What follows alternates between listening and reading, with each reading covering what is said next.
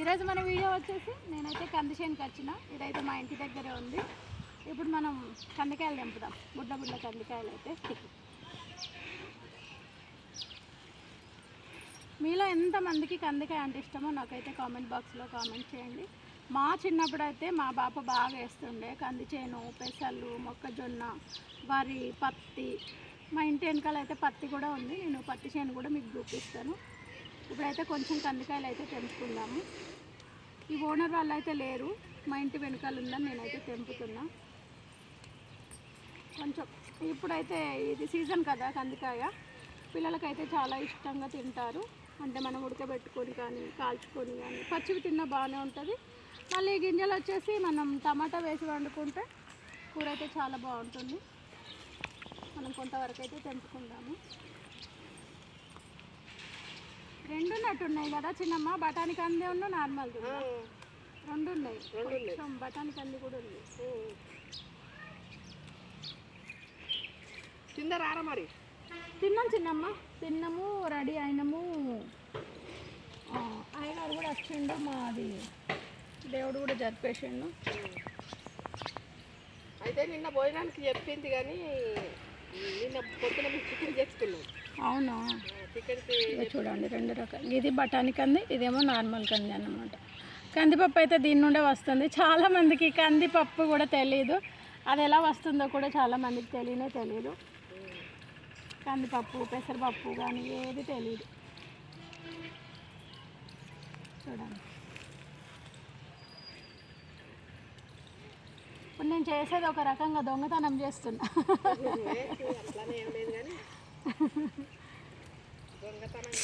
మాకు చిన్నప్పుడు ఇవేం కరువు లేదు. మాకు కందులు కానీ పెసళ్ళు, బొబ్బర్లు, బాప అన్నీ చేస్తుండే. వ్యవసాయం కదా, అన్ని పంటలు ఉంటుండే మా దగ్గర. కానీ ఇప్పుడంటే ఇక వాళ్ళకు శాతం అయితే లేదు, ఇంకా వాళ్ళకు ఓపిక లేదు చేయడానికి. ఇప్పుడు అన్నీ కరువైనాయి. కానీ మా బాపు మొన్నటి దాకా కూడా పంపిస్తుండే అన్నమాట. వ్యవసాయం బంద్ అయినాక కూడా ఇట్లా చేనులకు అటు ఇటు పోతే, అంటే మేము అన్నీ కొనుక్కోవాలి కదా, కొనుక్కుంటాం అని చెప్పేసి నడిబుజ్జల కోసం అని ఎక్కడైనా చేను కాడ అక్కడిక్కడ తెచ్చేసి నా కోసం పంపిస్తుండే. ఈ కందికాయలు అక్కడ కొంటున్నామా, పావుకిలో 50 రూపాయలు అట్లా అమ్ముతారనమాట ఈ కందికాయ. కొన్నిసార్లు ఏం చేస్తాం పిల్లలకు, అంటే ఇప్పుడు సీజన్లో దొరుకుతుంది కదా, ఇది పిల్లలకు పెట్టడానికైనా సరే కొంతవరకు కొనుక్కునేటోళ్ళం అన్నమాట. ఒక 2-3 వారాలు కొనుక్కొచ్చేదాన్ని రెగ్యులర్గా. 3 వారాలు కొనుక్కొచ్చుకున్నాం అనుకో, ఇక పిల్లలకు కూడా ఇక తర్వాత తినబుద్ధి కాదులే, అట్లా ఊకనే కొనుక్కొచ్చేదాన్ని. మళ్ళీ కూర కూడా వేసి పెట్టేదాన్ని. పిల్లలకు తెలియాలి కదా ప్రతిదీ. మనం అయితే అన్నీ తిన్నాం కానీ వీళ్ళకైతే ఏది తెలియదు. అన్నీ తెలవాలి అని అన్నీ చెప్తా నేను. తినబెట్టాలి కూడా పిల్లలకన్నీ. కంది పప్పు అన్నది ఆరోగ్యానికి కూడా మంచిదే ఇది. కానీ కొంతమందికి ఇప్పుడు ఈ మధ్యలో పప్పులు పడతలేవు కానీ. అవును, తింటే కొంచెం గ్యాస్ ప్రాబ్లం అవుతుంది. అవునవును, అరుగుతలేదు. అవును. చిన్నప్పుడు ఏముంది, పెద్ద గంజి నుండి పప్పుచారు కాస్తుంది. ఇంత ఎందుకు, మా అత్తమ్మ అయితే కాయలేదా నా పెళ్ళైన కొత్తలో ఊకనే పప్పుచారు చేసేది.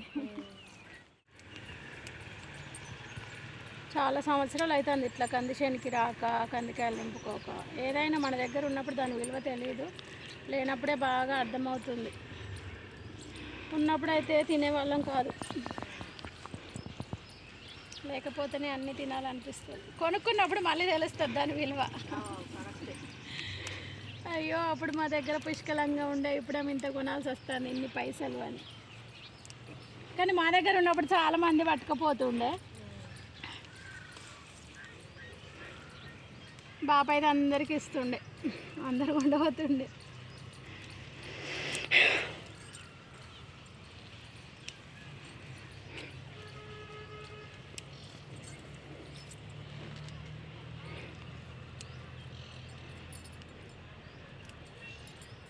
పత్తి ఏర పోతే ఎంత ఇస్తా అన్నారు చిన్నమ్మ? ఇడ 250.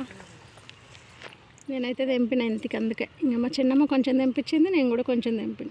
ఇది వేరే వాళ్ళది కదా, మళ్ళీ ఎక్కువ తెంపుకున్నా కూడా వాళ్ళు తిడతారు, అందుకే కొంచెంగా తెంపిన నేనైతే. ఇప్పుడు మనం పత్తి చేనులకు పోదాం, పత్తిలో కూడా చూపిస్తే మీకు పత్తి.